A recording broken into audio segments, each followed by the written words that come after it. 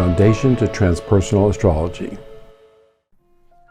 There's a relatively new and growing field of astrology that has been referred to as transpersonal astrology, which is concerned with expanding and elevating the consciousness of the individual and broadening their participation in the world according to their own unique nature. Also, it includes how astrology can become part of one's spiritual path. This video series is meant to describe this budding new field and encourage people to learn more about it. In this video, I want to introduce the fundamental nature of transpersonal astrology and describe its basic features. Let's start with a very brief history of its development. Transpersonal astrology was first developed by Dane Rudhyar, who in 1930 first used the term for this field when he spoke about the emergence of both transpersonal psychology, which was developing in the works of Carl Jung, Roberto Assagioli, and others. But he also saw that astrology can become a part of this movement as it can contribute to it in very important and significant ways. In my practice as a therapist, I have used this approach for many years and have taught this way for the past 20. I have found that students are embracing this new field with interest and enthusiasm. Many students of astrology have a spiritual practice that includes meditation as well as also being interested in working with the tarot, the I Ching, and other divinatory fields. So they desire a way to combine astrology with the other studies that they're engaged in. I will summarize 8 basic principles of transpersonal astrology, which I will develop further in the next videos of the series. Number 1, transpersonal astrology is syncretic, in that it is an amalgamation of many other fields of study such as psychology, metaphysics, philosophy, Hermeticism, sociology, history, and even quantum physics, just to name a few.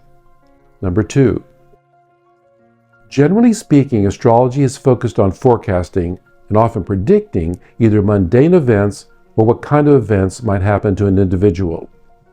On the other hand, transpersonal astrology is quite different in that it focuses on the evolution of the individual and by extension how that movement might begin to affect the society we live in and even more broadly humanity itself. Because of this, our learning requires that one must not approach the concepts only mentally or logically. It is of course where we must begin, but it must not stop there. It must be followed up by going beyond one's mental understanding so that it might move us so deeply that it will permeate the mind and begin to become an inner knowing that can transform one's consciousness. In other words, one must begin to experience astrology. Number 3, one of the first steps must be to understand that language, while being a crucial part of how we learn and what makes us human, is itself quite limited. By this I mean that no words can ever convey the depth of meaning underlying any astrological concept. Language is only capable of pointing to the nature of these astrological archetypal principles, which are themselves beyond all words or language. This idea might be difficult to grasp, but to do so is necessary so that transpersonal astrology can aid us in expanding our consciousness. In other words, grasping and experiencing the nature of these archetypal forces is itself part of the process necessary for our consciousness to grow. Number 4, since transpersonal astrology is itself a process that can lead us beyond just mental understanding, part of that process is learning to contemplate and inquire, which includes focusing less on getting specific, concrete answers and more on engaging with the questions that arise as one learns the basic astrological concepts. The reason this is important is that what we are seeking, whether we realize it yet or not, is the experience of something new, something that is beyond our present programming or set of beliefs. Otherwise, we would not be able to go through a change in our consciousness and understanding. Number 5, as the great psychiatrist Carl Jung often stated, the process of the growth of one's consciousness is by making the unconscious conscious. Astrology is actually a field that can help us do that. But it's not an easy process and can be quite uncomfortable at times as we're discovering aspects of ourselves we might not want to see.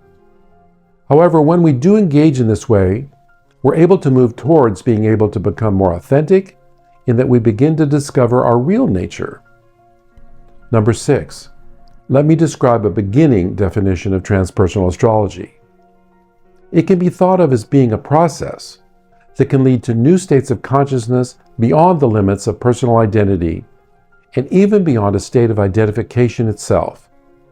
This means that one is being led into the unknown, since a movement that is truly new must move us into a state that's totally different from anything we've ever experienced. This concept is a pivotal topic of discovery in the development of transpersonal astrology thinking and ought to be considered to be a significant area of contemplation. Thus, the goal of transpersonal astrology can lead to a complete reimagining of astrology itself. Number 7. Transpersonal astrology can engage us in expanding our understanding of our deeper nature as individuals, and also about the reality we live in itself. Every movement in our growth is accompanied by a shift in how we see ourselves and the world in which we live. Number 8. Perhaps the biggest question of all, and the one where we may have the most confusion, is the question of fate versus free will. Thus, it is this question that one must be willing to inquire deeply into, and one where we must also be open to new information and discovery.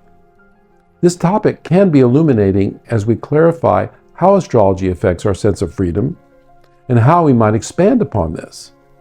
The nature of transpersonal astrology, and an area that is quite different from most studies, is that one must learn to rely on one's own discoveries rather than rely on only the popular views we hear talked about, often in a very glib way.